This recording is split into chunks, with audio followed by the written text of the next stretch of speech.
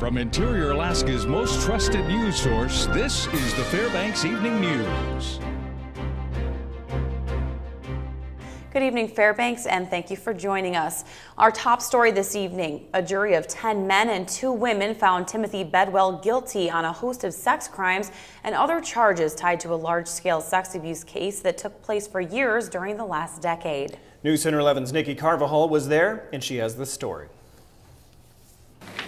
Sir, can you join us?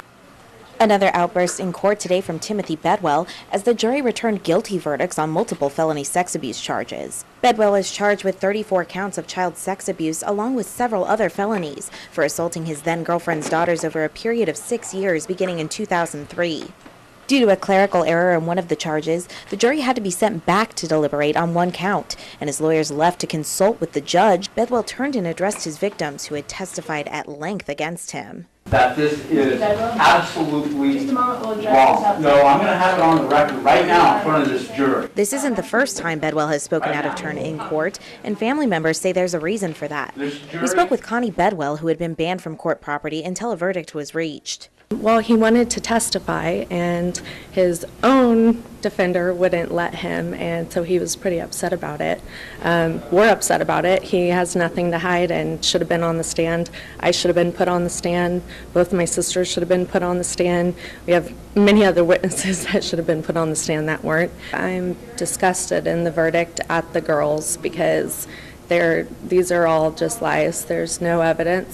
And while the family continues to maintain his innocence, court will be set in the coming days to find out just how much jail time Bedwell will end up serving. The charges that Bedwell is now convicted of will most likely carry a life sentence. His daughter Connie says he plans to pursue an appeal. Nikki Carvajal, News Center 11. The lead prosecutor in the high-profile and highly charged Timothy Bedwell sexual abuse trial is retiring after decades on the job. Now that's according to officials with the Fairbanks District Attorney's Office. Gail Garrigues, who served as Fairbanks Assistant District Attorney beginning in the 1980s through the 90s, leaving for private practice and then reassuming her role as prosecutor in the last decade through the present day, is stepping down from her post effective October 4th. Garrigues was out of the Fairbanks office prosecuting cases in Barrow when a verdict in the Bedwell trial was announced today. One thing Alaskans have heard over the past decades is the promise of new oil or gas. Unfortunately, the end result is that those projects eventually are canceled. However, lately, a new proposal for trucking liquid natural gas from the North Slope is gaining momentum and shows promise. Today at the Princess Hotel, before an overflowing crowd, representatives from the Alaska Energy Authority updated the gathering of businessmen, contractors, and sales personnel on the status of the project to truck the gas into the interior by 2015. According to officials, everything is on course. We really are pushing on a very aggressive schedule to deliver natural gas into the community at a price that delivered to them would be able to cut their heating bill on an annual basis by about 40 or 50%. We haven't run into any showstoppers yet. That would be delivered to them on a natural gas distribution system that would be underground. This year's permanent fund dividend amount is expected to be announced on September 18th in Anchorage. Acting Revenue Commissioner Angela Ruddle is making the announcement. The amount of investment earnings allocated to dividends is based on the 5-year rolling average of the permanent fund's performance. The average includes 2009 during the recession when the fund posted a $2.5 billion net loss in statutory net income. The Alaska Permanent Fund Corporation last year transferred $605 million to the state permanent fund dividend division for the checks. This year, the corporation is expected to transfer $604 million. Last year's dividend was $878, the lowest since 2005. According to a release by Alaska State Troopers, patrols conducted during the dates of August 28th through September 1st have resulted in multiple hunting citations. In the area of the Steese Highway 40-mile caribou hunt, Fairbanks-based troopers made contact with over 340 people and issued 15 citations along with 10 warnings. These were due to different big game hunting violations and practices. Also, according to troopers, there have been 2 search and rescue complaints in which the trooper helicopter was called upon to rescue hunting victims who were lost or separated from their groups. Hunters are urged to be cautious when preparing to enter the Alaskan wilderness and to always bring extra gear for unforeseen circumstances. All right, Daryl, well, when we come back, the honorary mayor of Talkeetna, Mr. Stubbs, is recovering after a reported attack by a dog. Also, musicians are arriving in Fairbanks for the Far North Fiddle Fest. Those stories are next. Stay with us. And welcome back. Major General Tetsuro Yamano, the Chief of Training and Education for the Japan Ground Self-Defense Forces Ground Staff Office, will visit Fort Wainwright to learn more about USARAC's evolving mission in the Pacific Theater. Yamano's visit emphasizes the close partnership with Japan and other Pacific allies and allows us to underscore the professionalism of our soldiers and the training and equipment available within Alaska to support our nation's allies. After seeing the training capabilities, the general will then fly to Black Rapids Training Facility to observe Northern Warfare Training Center operations before returning to Fort Wainwright. The honorary mayor of Talkeetna, Mr. Stubbs, is recovering after a reported attack by a dog. Stubbs, the cat, is recovering at the Big Lake Susitna Veterinary Hospital after the attack. According to his owner, the attack occurred over the weekend and Mr. Stubbs received injuries that include a punctured lung and fractured sternum, which in turn have left him heavily sedated and under chest tubes at the vet hospital. The dog that attacked the honorary cat mayor has yet to be found, and those wanting to make donations to help with his recovery can do so by sending them to the address listed on our website, that is webcenter11.com. Well, as we told you on Monday, a Fairbanks woman has received her brother's Purple Heart 70 years after he disappeared. News Center 11's Monty Bowen has more on that story in this week's military report. In 1943, the plane that PFC James Chester Mohn of Tacoma was on disappeared on a flight somewhere near eastern India. At the time, he was serving as an Air Force radioman. Since then, his sister Gladys had always wondered what happened to her brother. In 2010, a company called MIA Recoveries found wreckage they believed came from Mohn's plane. A month ago, Gladys finally received closure when the Tacoma Veterans of Foreign Wars Post 91 hosted a ceremony honoring him. We had a ceremony for him August 4th, memorial service, because he was found after missing for 70 years in the Himalaya Mountains during World War II. Publicity about the event resulted in an unexpected phone call. It was in the newspaper in Tacoma about the ceremony, and a gentleman came forward with James C. Mohn's Purple Heart that had also been missing for 70 years. Plans were made to get the Purple Heart to Mohn's sister, who lives in Fairbanks. So a surprise was planned for her at the local VFW. It's not every day you can honor somebody that's been missing from your hometown, who grew up in your hometown, went to high school in your hometown, that had been missing for 70 years. Gladys said she never gave up the search. I've written and telephoned to Hawaii and to Washington, D.C. and all of these places, and each one gave me a little clue that kept me going, because I was sure that I would find James in my lifetime, and I did. It was a unique experience even for those who have been involved in helping veterans and their families for a long time. Having found her brother's Purple Heart and had the privilege of being able to present that to her today, makes me feel good. Monty Bowen, News Center 11. The Military Report is brought to you by Stanley Nissan. Innovation for all. Musicians are arriving in Fairbanks for the Far North Fiddle Fest. They're spreading the word about the fundraising concert and different educational opportunities. News Center 11's Tyson Paris Hansen has more.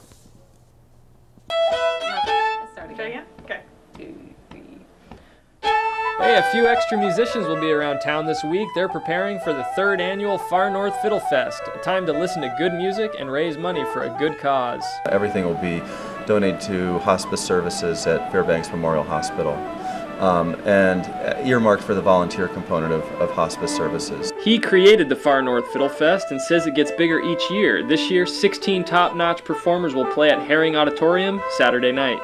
For some, it was a long way to Fairbanks. Well, I'm just excited to come to Alaska. I actually, before I booked my ticket, I didn't realize quite how far away it was from Ireland. But after a whole day of traveling, I definitely know now. And they really hit the ground running.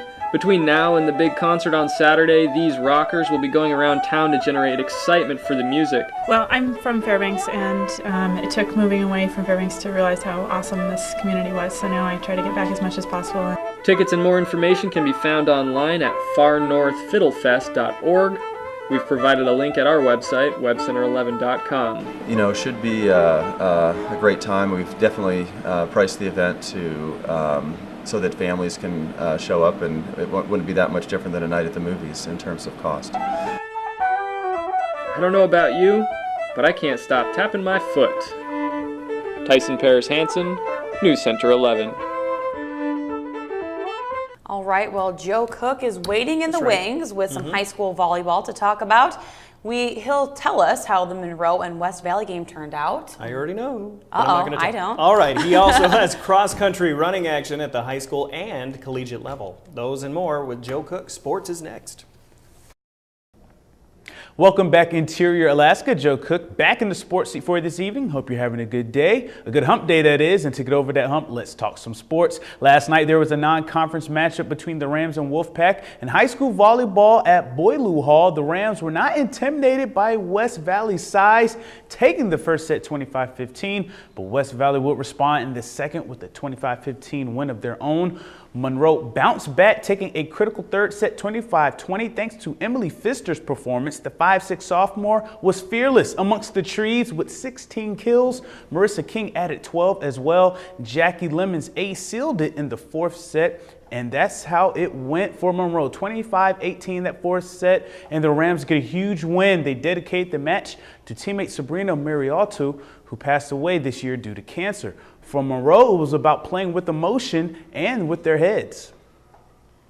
Always have to go with our gut, like swing hard no matter who's going up there, be smart, you know, and really being smart on the court, tipping to certain places. That's what really helped us, is being smart. It's hard to explain. It just felt so exciting, like, because West Valley is really hard to beat, and like we haven't really beaten them like at all. I think this is the first time in a long time. I think just weathering these storms, when we go, you know, we have bad runs, we just got to learn how to go through them and continue to win. Big thing is we're struggling with chemistry right now. We have lots of physical ability, but until we start playing as a unified team at all times, we're going to struggle like that, and that's basically what we saw tonight. And yesterday at the North Star Golf Course, interior teams raced in an all-schools meet. The Lathrop Malamutes swept the girls and boys races, taking spots 1, 3, 5, and 6 on both squads. Megan Kupacek led the Lathrop ladies with a 9-minute 37-second finish in the 2,500-meter race. West Valley's Jenny DeFlaco was second in 9:42. Brooke Lazati came in at third at 9:49 for the Malamutes. For the guys, Sam King was first for Lathrop with a 7-minute 58-second run. Max Donaldson was second for the Wolfpack in 8:07, and Keegan Reagan was third for Lathrop in 8:22. This weekend at Palmer is the Palmer Invite, where everyone will be there, including West Valley's varsity. Most of them didn't run yesterday. Lathrop seems motivated to run against West Valley's best. It motivates us a lot more. We definitely feel almost an insult when they send just their JV to compete against us. It's like we don't send just our JV football team to a West Valley varsity game. Like, we're here to compete. There were a lot of points in the race where I thought I was going to die, but at the end there was still a little left. I think we're coming together really well. We're all a family, so that just makes it even better and even more fun. It was just kind of for us, you know, a way to kind of light the fire, so to speak. You know, this is going to be the regional course, so we wanted to come out and have a good solid effort and solid finishes, and so I think they accomplished that today. Yesterday in the high school tennis, the North Pole girls led the team in a 5-2 win over Monroe. North Pole got wins in both girls singles matches, girls doubles, and mixed doubles. Dana LeMay won 6-0, 6-3 over Jordan Terryhole in girls number 1 singles. Robin Heineken got a 6-4, 6-2 win over Morgan Withers in girls number 2. And Lydia Bornstadt and teammate Leona Sawyer, defeated Monroe's Madison Marlowe and Kylie Hopner 6-2, 6-2. Monroe's got wins from Sebastian Griffin with a tough 7-5, 5-7, 10-6 victory against Tara LeMay in boys number 1 singles. Nathaniel Bros and Ryan Burke got boys doubles for Monroe. North Pole is slated to host Lathrop on Thursday at 5.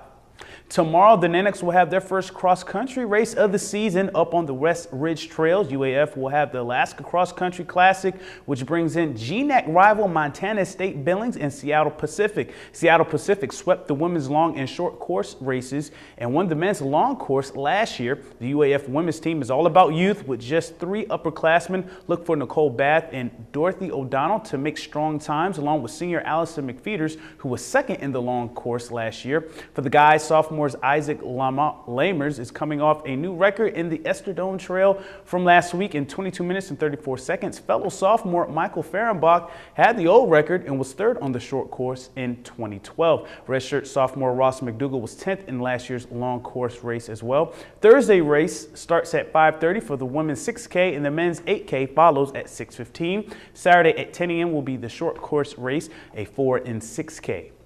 Now, just a day left to register for the Pro Football Challenge. Go online to make your picks on who will win every week in the NFL. Register before tomorrow's kickoff between the Broncos and Ravens.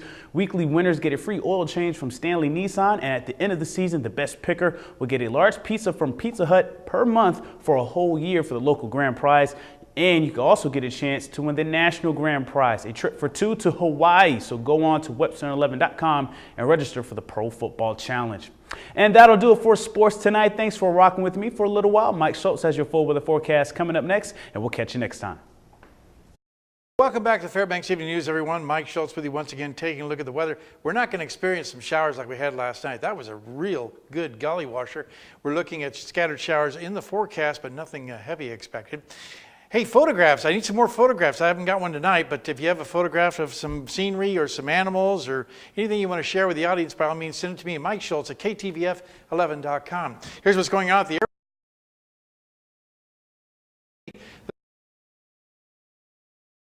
1970 down to 24. Or 6:45 this morning, and the sun sets this evening at 8:54, giving us 14 hours and 8 minutes of daylight. That's a loss of 7 minutes from yesterday. Some interesting things happening, and you can see here we have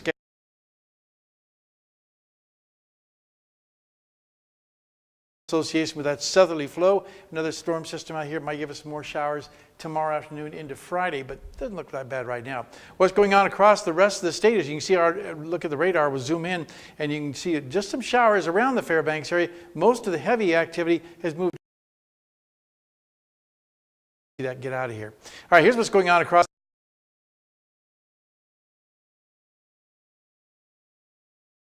Other than that, I'm moving across.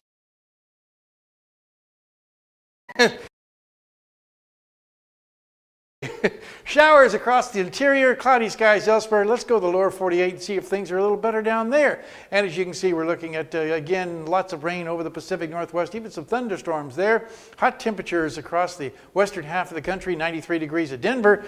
Very hot around the Dallas-Fort Worth area, 101 degrees, and some scattered shower activity moving there too.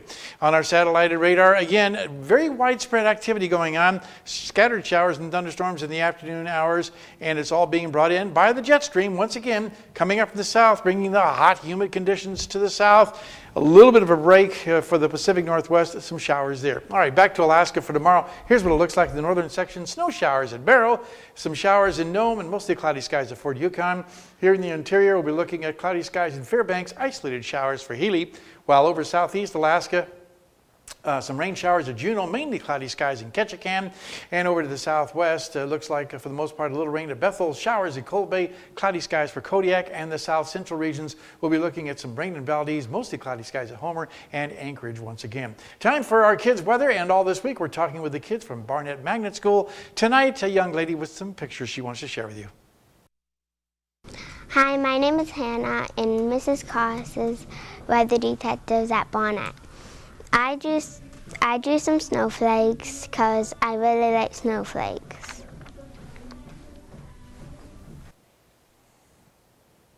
And again, thanks to Mal McKinley Bank for sponsoring our Kids Weather Watch each night. Tomorrow night, a young lady will be here with a question for me. Here's your forecast for the remainder of the night. As you can see, cooler skies with cloudy conditions and some scattered isolated showers. 43 degrees, the overnight low. Tomorrow's forecast, a little morning fog, then mostly cloudy skies. and temperatures once again right around 61 degrees. And the extended forecast, again looking at isolated showers possibly in the picture for Friday and Saturday, then mainly cloudy skies. 63 to 65 degrees for the high temperatures, overnight lows in the low 40s. And tomorrow night football starts. So the opening game for Thursday night in Denver, it looks pretty good. Partly cloudy skies, and kickoff time 8:30 p.m. Eastern Daylight Time. I'll take that weather, I guess, for this time of year. Yeah. Absolutely. Very good. All right. That will wrap up this edition of the Fairbanks Evening News. We're glad you could join us. Tonight on NBC Nightly News, Americans taking sides in the debate over Syria. That's coming up next with Brian Williams. Remember, for all of our news, you can go to webcenter11.com. All right. From all of us here at the News Center, we hope you have a great night. And a happy hump day.